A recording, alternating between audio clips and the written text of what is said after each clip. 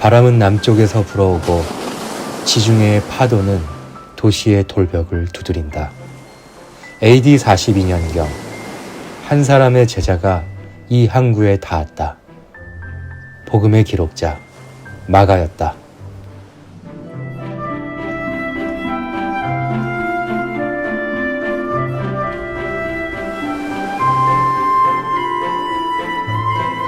이른 아침 바람은 사막의 냄새를 실어 나릅니다. 이 길은 단순한 도로가 아닙니다. 마가가 걸었던 복음의 여정. 그 바람을 따라 우리는 알렉산드리아로 갑니다. 알렉산드리아는 고대부터 중세, 근대에 이르기까지 지식과 무역, 종교가 교차하는 중심지였는데 이집트 전통, 그리스 철학, 동방 종교가 서로 만나고 부딪혔던 융합의 공간이기도 하지만 약간 혼돈의 공간이었던 거죠. 기원전 332년 알렉산더 대왕이 사막을 넘어 나일에 도착했습니다. 페르시아의 통치는 무너지고 사람들은 그를 해방자로 맞이했습니다. 그는 바다와 사막이 만나는 곳에 도시를 세웠습니다. 이곳이 바로 알렉산드리아입니다. 동과 서, 철학과 신앙이 만나는 문이 되었습니다.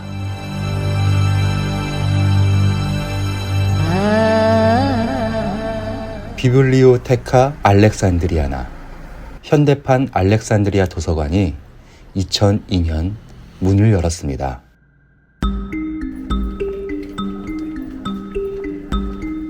다 지금 공부하고 있는 거예요.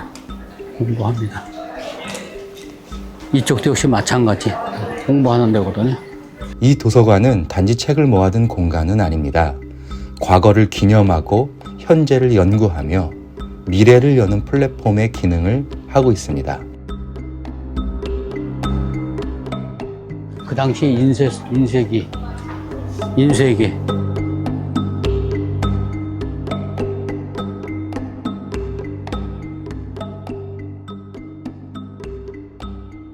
이집트의 대지 위에 그리스의 철학이 뿌리내리고 동양과 서양의 문명이 교차하던 고대 세계의 지적 수도 알렉산드리아. 이곳에 도서관이 생겼습니다. 이 도서관은 프톨레마이오스 왕조에 의해 세워졌으며 그 목적은 분명했습니다. 세상의 모든 지식을 한 곳에 모은다. 그러나 영광은 오래가지 못했습니다. 도서관은 수차례 화재와 전쟁을 겪으며 점차 소실되었고 그 안에 담긴 수십만 권의 문서들은 다시는 돌아오지 못할 지식의 별이 되어 사라졌습니다.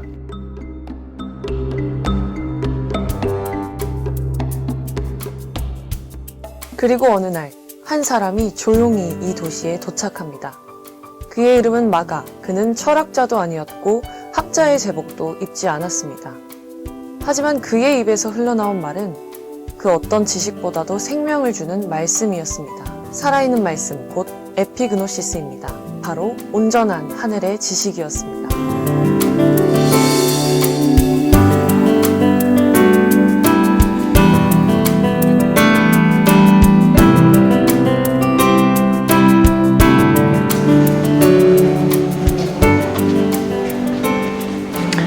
마가는 사자로 다 상징을 했었어요. 사자. 그래서 제단 앞에 보면 사자가 있죠.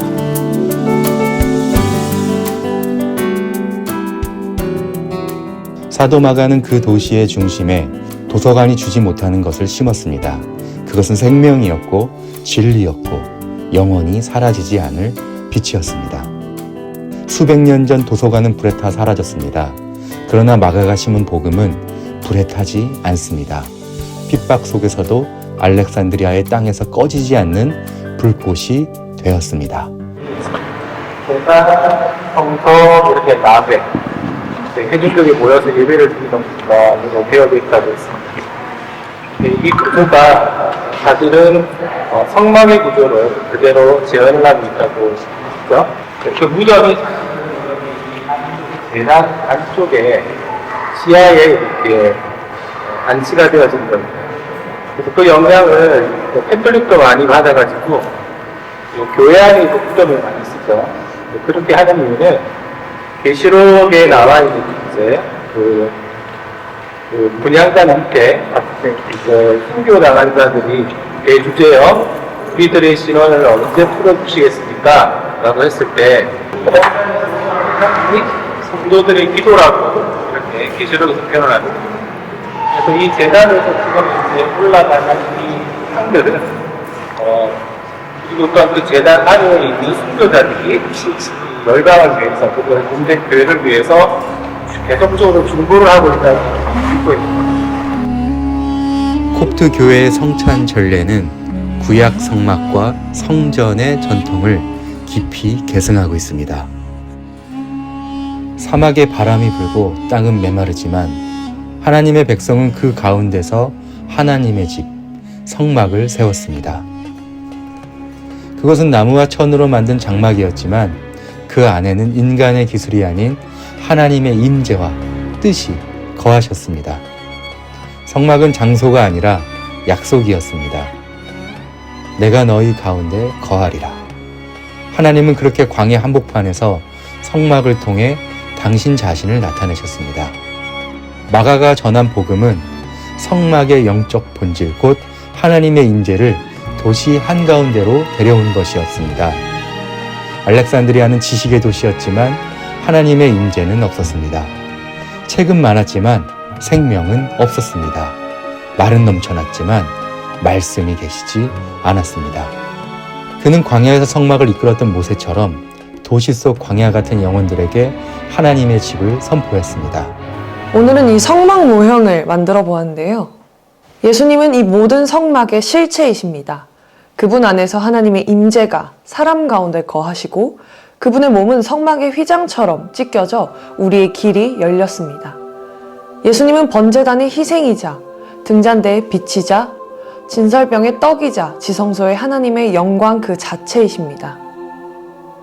성막이 하나님이 함께 하신다는 표징이었다면 예수님은 하나님이 우리와 함께 하시는 임마누엘의 성막입니다. 여기 보면 맨 위가 마가가 있죠. 마가가 있고 아니우스가 있고 그 사람이 2대 교황이에요. 마가가 1대 교황, 아니우스가 2대 교황.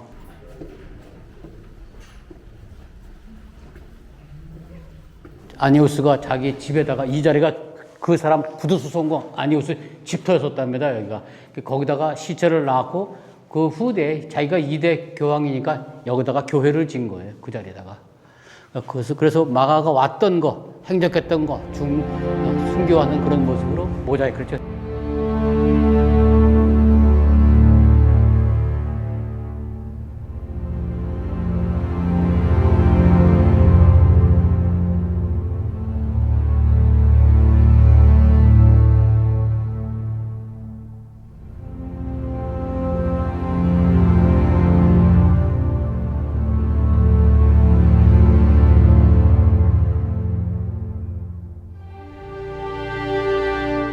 부활절을 지키던 날 마가는 알렉산드리아에서 순교했습니다.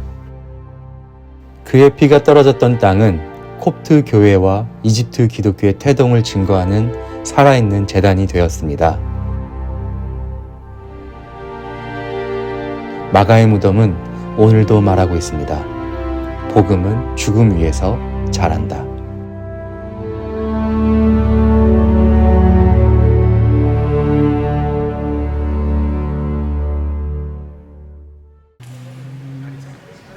피 흘림으로 그의 사역은 끝났지만 그 피 위에 교회는 세워졌습니다. 안니아누스는 사도 마가가 임명한 첫 제자이자 후계자입니다. 마가가 이집트에 도착했을 때 구두수 성공이었던 안니아누스의 손을 기도로 고쳐주면서 복음을 전했습니다.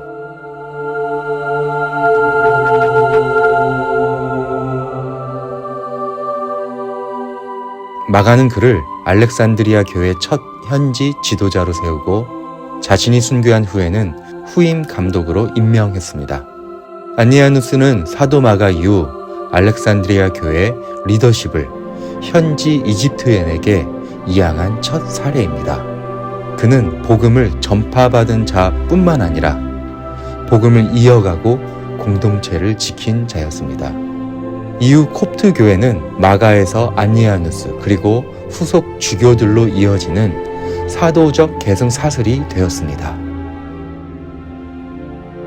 수세기가 흐르는 동안 이 도시의 교회는 파도처럼 밀려오는 박해 속에서 숨을 곳을 찾아야 했습니다.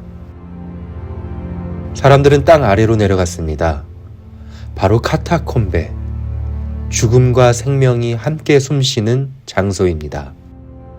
그곳에서 성도들은 찬양을 속삭였고 성찬을 나누었고 하나님 나라를 꿈꾸었습니다. 마가에서 안니아누스에서 또 다른 주교들, 그리고 마침내 땅 아래의 교회로 이어지는 길.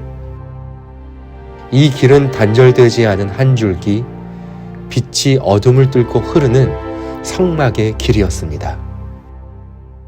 어둠 속에서도 꺼지지 않았던 이집트의 초대 교회의 숨결입니다.